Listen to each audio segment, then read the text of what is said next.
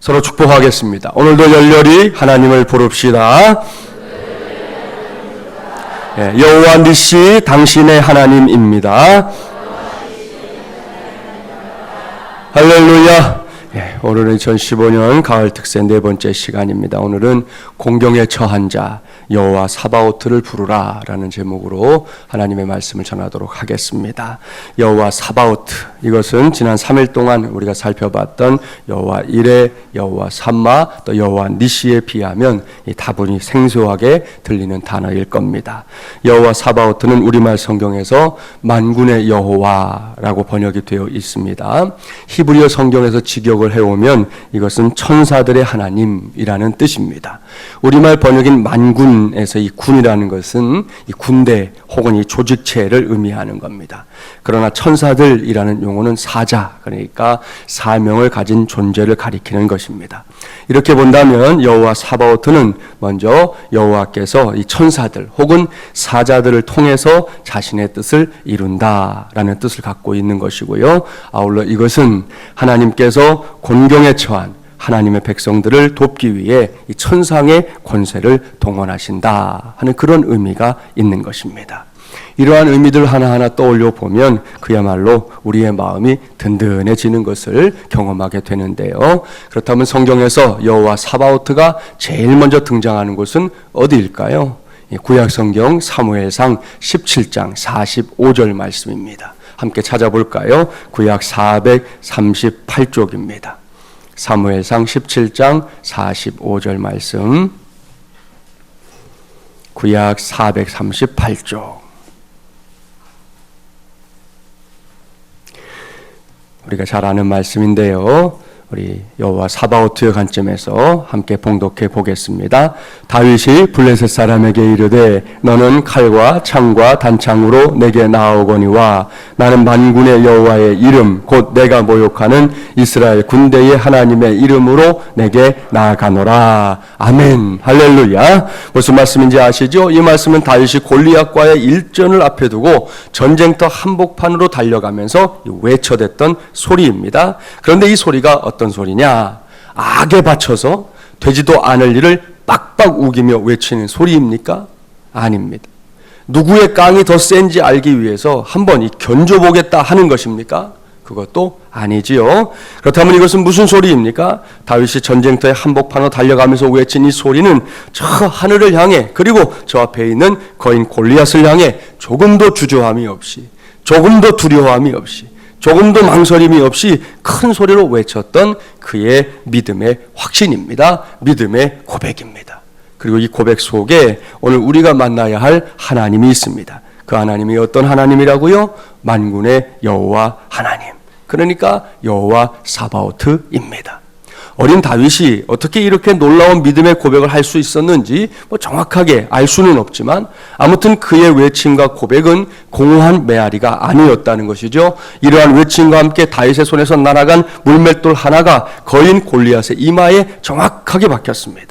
거대한 장수가 고목나무 쓰러지듯 쓰러지고 말았지요. 결국 다윗의 승리가 이루어진 것이고 이 승리는 곧 이스라엘의 승리가 되었습니다. 나아가서 하나님께서 이루신 승리가 되었습니다. 이것이 여호와 사바오트의 역사입니다. 이러한 사실을 이제 요약해서 가르쳐주는 말씀이 오늘 우리에게 주신 말씀이에요. 자, 본문으로 돌아가셔서 시편 46편 11절 말씀을 함께 봉독해 볼까요? 만군의 여호와께서 우리와 함께 하시니 야곱의 하나님은 우리의 피난처 시로다. 아멘. 시편 46편은 고라 자손의 시라고 일컬어지고 있습니다. 여기에 그가 가진 신앙 고백의 절정이 들어있는데요. 그것은 바로 내가 믿는 하나님, 그리고 우리가 믿는 하나님께서 여호와 사바오트, 그러니까 만군의 여호와시다라는 사실입니다. 그 하나님께서 어떻게 하신다고요? 우리와 함께 하시고, 또 그 하나님께서 어떻게 하신다고요? 우리의 피난처가 되어 주신다 하는 사실을 시인은 조금도 의심하지 않고 확신 가운데 고백하고 있습니다. 이러한 고백이 이제는 2015년 가을 특세를 감당하고 있는 저와 여러분에게도 확신에 찬 고백, 무엇보다 매우 자연스러운 고백이 되기를 주님의 이름으로 축복합니다. 오늘도 새벽을 깨운 여러분들을 가만히 이렇게 살펴보면 신앙의 이력들이 다양합니다. 수십 년 신앙생활 한 성도들이 있는가 하면 얼마 전부터 교회라는 문턱을 넘어선 성도들도 있습니다. 이렇게 신앙 연륜이 천차만별이지만 그럼에도 불구하고 우리 모두가 이렇게 이미 신앙생활을 시작한 이상, 이미 하나님이 허락하신 교회 공동체 안에 이렇게 들어와 있는 이상 반드시 기억해야 할 것이 있습니다. 그것이 뭐냐? 그것은 저와 여러분 우리에게 하나님의 존재 자체는 더 이상 질문의 대상이 되어서는 안 된다라는 사실입니다. 꼭 기억하십시오. 우리에게 하나님의 존재 자체는 더 이상 질문의 대상이 되어서는 안 된다. 이 칵테일 파티 효과라는 것이 있어요. 이것은 우리의 청각과 관련되어 있는 이 뇌의 신기한 기능으로 자기의 관심, 자기가 관심하고 있는 궁금해하거나 관심사를 갖고 있는 것만 선택해서 들을 수 있는 능력을 가리켜서 칵테일 파티 효과 그렇게 불러요.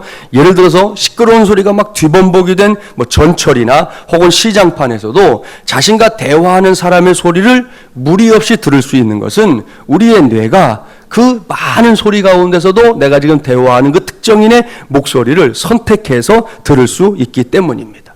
이처럼 사람은 대단한 능력이 있는 것 같지만 그렇다고 해서 모든 것을 다 듣고 모든 것을 다 볼 수 있는 것은 아니라는 거죠. 우리 안에 이미 이 정보를 처리할 수 있는 능력의 한계가 있기 때문에 받아들일 때 선택적으로 받아들일 수밖에 없습니다. 자, 그런 의미에서 목회자들은 어디를 가나, 지방을 가기도 하고 서울에서 어디 방문하거나 갈 때도 제일 먼저 뭐가 띄겠어요, 눈에? 교회가 눈에 들어오죠. 다 들어오는 게 아니에요. 목회자들에게는 교회가 눈에 제일 먼저 띄는 겁니다. 다이어트 하는 사람들에게는 어떻겠습니까? 신문을 척 펼쳐도 제일 먼저 보이는 게 뭐예요? 출렁이는 뱃살, 이런 거죠. S라인, 다이어트 식품. 이런 거에 온통 관심이 집중되어 있는 걸 볼 수 있어요. 마찬가지로 건축하는 사람은 건축 분야가, 예술에 종사하는 사람은 예술 분야가 제일 먼저 눈에 띄게 된다는 것입니다. 이처럼 강한 관심을 가지고 있으면 그 정보를 흡수할 확률이 매우 높아집니다. 심지어 잠재의식도 필요한 정보를 이렇게 끌어당긴다는 겁니다. 그리고는 사람으로 하여금 이제 필요한 정보만 모아서 이것이 전부다 그렇게 생각하게 만드는 겁니다. 따라서 항상 전제가 되게 중요한 것이죠. 예를 들어서 한 사람을 나쁜 사람이다 이렇게 생각해 놓고 그 사람을 보면요, 그 사람이 나쁜 이유들을 쭉 나열하게 됩니다. 그런데 어떤 사람을 놓고 이 사람은 참 좋은 사람이야 라고 생각하고 그 사람을 보게 되면 또 그 사람이 좋은 이유가 쭉 나열이 된다는 것입니다. 하나님의 존재도 마찬가지예요. 하나님이 없다고 부득부득 우기는 사람들은 요즘같이 가을로 빛나는 세상을 보면서도 하나님이 없는 이유만을 계속해서 찾아내려고 합니다. 하지만 하나님이 있다는 믿음을 가진 사람들은 세상 속에서 하나님이 살아있다는 증거를 수없이 찾아낼 수 있는 것입니다. 이런 관점에서 저는 저와 여러분이 하나님을 믿고 알되 하나님의 말씀인 성경이 우리에게 말씀하고 있는 것들을 매우 큰 확신 가운데, 특별히 물이 위에서 아래로 흘러가듯 아주 자연스럽게 믿을 수 있는 믿음의 주인공들이 되기를 주님의 이름으로 축복합니다. 오늘 가정에서 일어난 일을 한 가지 소개해 드릴게요. 아주 날씨가 화창한 어느 봄날이었습니다. 그 집에 자가용이 현대에서 나오는 산타페라는 차였다고 그래요. 그는 5살짜리 아들이 있었는데 이 아들이 이제 운전하고 있는 아빠 옆에 이제 조수석에 앉았고 엄마는 이제 뒷좌석에 앉아서 이 가정의 이제 목적지를 향해 가고 있었습니다. 그런데 앞자리에 앉아있던 아들이 뜬금없이 아빠에게 질문을 던졌어요. 아빠, 이 자동차 바퀴는 어떻게 돌아가는 거야? 여러분도 아시죠? 아이들이 요만쯤 되면 궁금증도 많아지고 호기심도 많아지는 것 말입니다. 이 아이도 그랬어요. 부쩍 최근 들어서 여러 가지 일에 관심을 많이 보이고 무엇보다 이렇게 신기하다고 여겨지는 것은 그냥 두고 보질 못했습니다. 왕성해진 호기심을 해결해 주지 않으면 하여튼 아빠 엄마를 엄청나게 피곤하게 만들었던 그런 아이였습니다. 그런 것을 알고 있던 터라 아빠는 아들의 질문을 받자마자 순간적으로 머릿속에 여러 가지 생각들이 이렇게 스쳐갔답니다.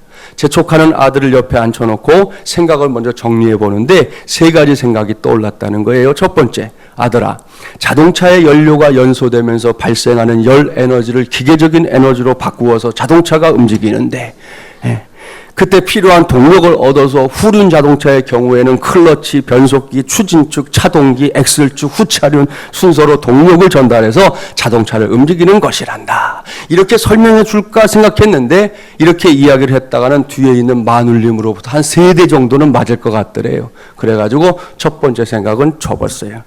두 번째 생각, 아들아, 우리가 밥을 먹어야 막 뛰어놀 수 있듯이 자동차도 엔진이라는 곳에다가 기름을 밥으로 주면 이 기름을 밥으로 먹은 차가 막 움직이게 되는 거야. 이렇게 설명을 해주려고 했는데 이 대답이 자상한 아빠의 대답이 될 수는 있겠지만 한창 이렇게 호기심이 많은 아들의 호기심을 채워주기에는 또 너무 식상한 대답인 것 같더라는 거예요. 세 번째 생각, 아들아, 엄마에게 물어봐. 이렇게 3가지 생각이 떠올랐어요.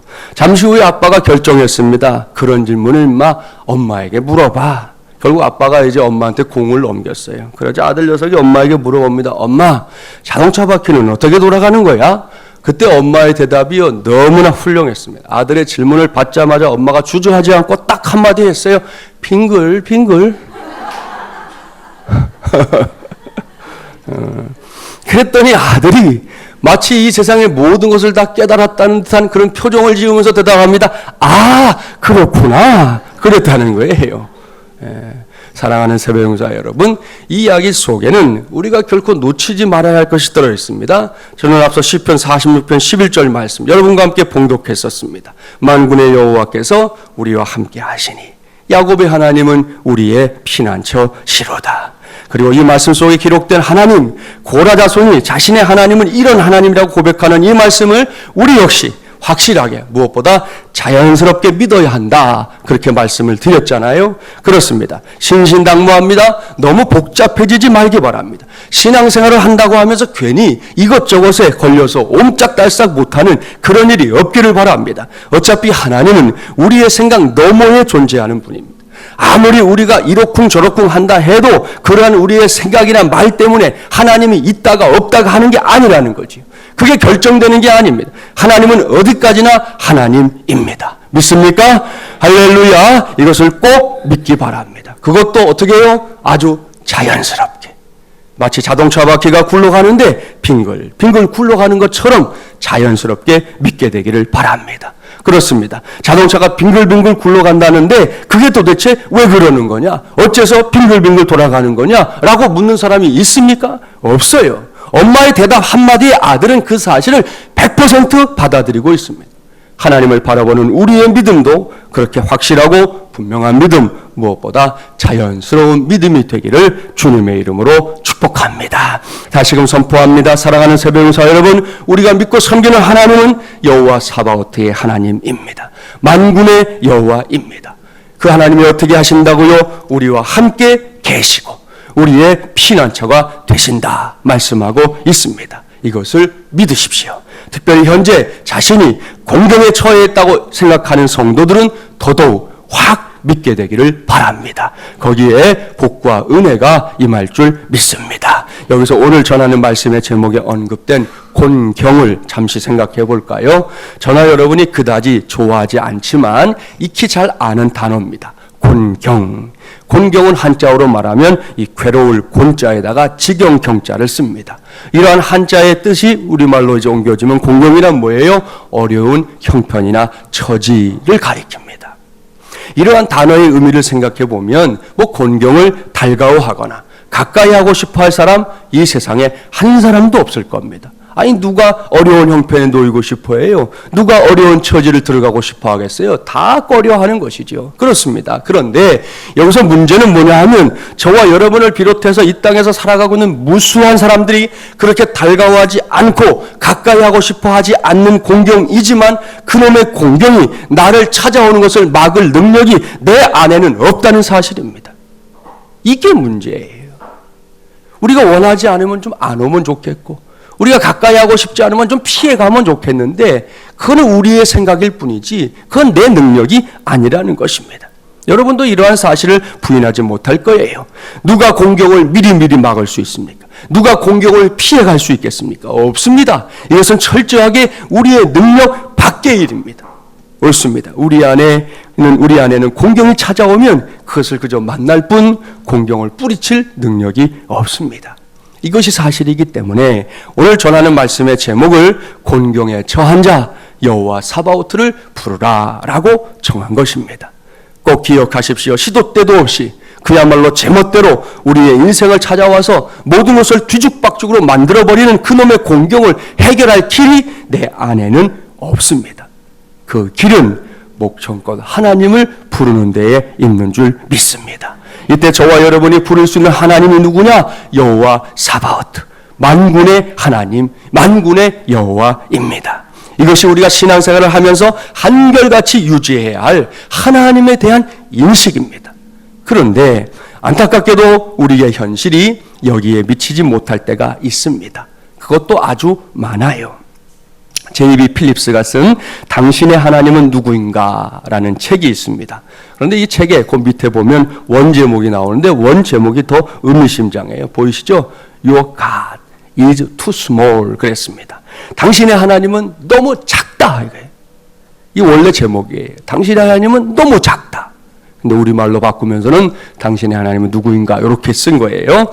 이 책은 크신 하나님을 발견하지 못하고 있는 우리 인간의 작은 믿음에 대해 돌아보게 만들어줍니다. 멀리도 말고 여러분 자신을 들여다보세요. 필립스는 많은 사람들이 하나님을 믿는다. 나는 하나님을 믿어 라고 하면서도 정작 살아계신 하나님과는 거리가 먼 우상을 만들어 섬기고 있다. 그렇게 지적합니다. 이런 말이에요. 어떤 이는 하나님을 믿는다고는 하는데 하나님을 기적을 만들어내는 마술사로, 어떤 이는 필요를 채워주는 조달 책임자로, 어떤 이는 아픈 마음을 위로해주는 상담가 정도로, 어떤 이는 만병통치의 의사로 생각하면서 자신의 필요를 채워달라 요청한다는 겁니다. 그리고는 원하는 대로 되지 않으면 가차없이 그런 우상을 내다 버린다는 거예요. 이런 생각을 갖고 있는 사람들에게 이런 일이 일어나는 건 사실 당연한 일입니다. 생각해 보세요. 내가 만든 우상이 어떻게 나를 구원할 수 있겠습니까? 질문을 바꿔볼까요? 어떻게 온 천지를 지으신 창조주 하나님을 내 마음대로, 그분이 지으신 피조물 가운데 아주 작은 내가 어떻게 내 마음대로 그 창조주를 부릴 수 있겠습니까? 오히려 피조물인 우리가 창조해 주신 하나님의 권위 앞에 엎드려서 선하신 통치와 그분의 은혜를 갈망하고 구하는 것, 그것이 더 마땅한 일이지 않겠습니까? 옳습니다. 하나님께 뭘 구해도 좋아요. 뭘 구하셔도 괜찮단 말이에요. 그러나 그래도 그저 나의 소원만 나열하기 전에 먼저 하나님을 하나님으로 확실하게 인정해야 한다는 것입니다. 그렇게 믿고 따라가야 한다는 것입니다. 기도할 때에도 그것이 먼저 전제가 되어야 한다는 말씀이에요. 특별히 어떤 공경에 처하게 되었을 때를 조심해야 합니다. 그럴 때는 더더욱 하나님을 하나님으로 믿어야 합니다. 그야말로 하나님을 만군의 하나님으로, 여호와 사바오트로 믿어야 한다는 말씀입니다. 내 인생에 어떤 공경이 찾아왔다고 해서 만군의 하나님을 하루아침에 휴대용 우상으로 만들면 안 된다는 것입니다. 온 천하의 주인이신 하나님을 나의 잔꾀로 부려먹겠다는 오만을 버려야 합니다. 그럴 때에는 오늘 이 새벽처럼 오직 그분 앞에 엎드려야 합니다. 그리고는 고백하십시오. 나의 주, 나의 하나님, 만군의 여호와여. 온 우주 만물을 다스리시고 통치하시는 만군의 여호와여. 나의 곤경을 돌아봐 주시옵소서. 나는 오늘도 만군의 여호와 하나님의 은혜가 필요한 사람입니다. 나를 돌아봐 주시옵소서. 할렐루야. 저와 여러분이 확신을 가지고 이렇게 여호와 사바오트, 만군의 여호와를 부를 때 하나님은 결코 그 부르짖는 자를 나몰라라 하지 않습니다. 우리가 이렇게 만군의 여호와를 찾을 때 만군의 여호와께서 어떻게 하시는지를 성경이 기록하고 있는데요. 그 말씀을 소개하기 전에 그 말씀에 해당되는 실화를 하나 소개하려고 합니다. 국민일보의 겨자씨라고 조그만 칼럼란에 소개된 이야기인데요. 한 농가에서 닭장문이 이렇게 열려 있었던 모양이에요. 개 한 마리가 닭장 안으로 들어가는 일이 벌어졌습니다. 그러니 닭장 안이 어떻게 되었을지 짐작이 가시죠? 닭들은 뭐 너나 할 것 없이 뭐 울어대면서 도망치기에 바빴습니다. 그런데 그 난장판에도 암탉 한 마리가 꿈쩍하지 않고 있는 거예요. 결국 그 암탉은 처참하게 그 개에게 물려 죽었습니다. 피를 흘리고 죽은 암탉을 꺼내던 주인은 놀라운 사실을 알게 됐어요. 그 암탉의 품속에 막 깨어난 병아리들이 꿈틀거리고 있었던 겁니다. 그러니까 왜 이 암탉이 그 상황에서 꿈쩍도 있지 않았는지 우리가 알 수 있지요. 자기가 품고 있는 새끼들을 지키겠다고 개가 와서 자기의 목을 물어뜯는데도 이 녀석이 움직이지를 않았던 겁니다. 사랑하는 새벽용사 여러분, 그림이 그려지지 않습니까? 한마디로 끔찍합니다. 무참하게 개에게 물려 죽어간 암탉을 생각해 보세요. 마음이 다 아파요. 어미닭이라고 해서 무섭지 않았을까요? 무서웠습니다. 틀림없습니다. 얼마든지 죽음의 공포 때문에 반사적으로라도 움직일 수 있었다는 거죠. 하지만 암탉은 새끼들을 지켜야 했습니다. 죽어야 한다면 죽어서라도 내 새끼들을 지켜야 했다는 것이죠. 밖에서 이렇게 끔찍한 일이 벌어졌는데 어린 병아리들은 무슨 일이 벌어졌는지도 모른 채 세상 모르고 어미 품속에서 자다가 깨어난 거예요. 바로 여기에 만군의 여호와 사바오트의 하나님이 행하시는 역사가 있습니다. 성경에 그 기록이 있거든요. 이사야 31장 4절과 5절 말씀을 찾아보겠습니다. 이사야 31장 4절과 5절 말씀, 구약 1003쪽입니다. 한번 찾아보세요.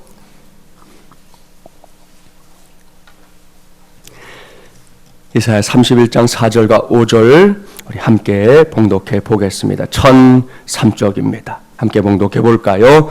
여호와께서 이같이 내게 이르시되 큰 사자나 젊은 사자가 자기의 먹이를 움키고 으르렁거릴 때에 그것을 치려고 여러 목자를 불러왔다 할지라도 그것이 그들의 소리로 말미암아 놀라지 아니할 것이요 그들의 떠들므로 말미암아 굴복하지 아니할 것이라. 이와 같이 나 만군의 여호와가 강림하여 시온산과 그 언덕에서 싸울 것이라. 새가 날개 치며 그 새끼를 보호함 같이 나 만군의 여호와가 예루살렘을 보호할 것이라. 그것을 호위하며 건지며 뛰어넘어 구원하리라 하셨느니라. 아멘. 할렐루야. 만군의 하나님께서는 뭘 하고 있습니까? 여호와 사바오트의 하나님은 큰 사자, 젊은 사자에 해당되는 곤경이 우리를 삼키려고 으르렁거리며 달려들 때 가만히 있는 그런 하나님 아니라는 거예요. 여호와 사바오트의 하나님은 연약한 우리를 대신하여 싸워주시겠다는 겁니다. 그뿐이 아니죠. 마치 새가 날개를 치며 자기 새끼를 보호하듯, 말씀드렸죠. 암탉이 자기의 목숨을 걸고 병아리들을 지켜내듯 우리를 지키고 보호해 주실 것을 확실하게 약속하고 있습니다. 그러니 가만히 있으면 되겠습니까? 당장 불러야 합니다. 이 새벽에 여호와 사바오트의 하나님을 부르고 또 불러야 합니다. 이에 대한 성경의 약속 우리가 첫째 날부터 붙잡고 있잖아요. 너희는 여호와 사바오트를 부르라. 내가 너를 건지리니 내가 나를 영화롭게 하리로다. 할렐루야. 이 말씀은 나의 말씀입니다. 이 말씀은 당신의 말씀입니다. 이 말씀은 우리의 말씀입니다. 특별히 곤경에 처해 있는 성도들의 말씀입니다. 그러니 어서 이 말씀 붙잡고 여호와 사바오트를 부르고 불러 지금 처해 있는 모든 곤경으로부터 나를 건지시고 나를 세우시는 하나님의 은혜를 나의 몫으로, 우리의 몫으로, 우리 교회의 몫으로 삼는 저와 여러분, 우리 마주물리람 교회가 되기를 주님의 이름으로 간절히 축원합니다.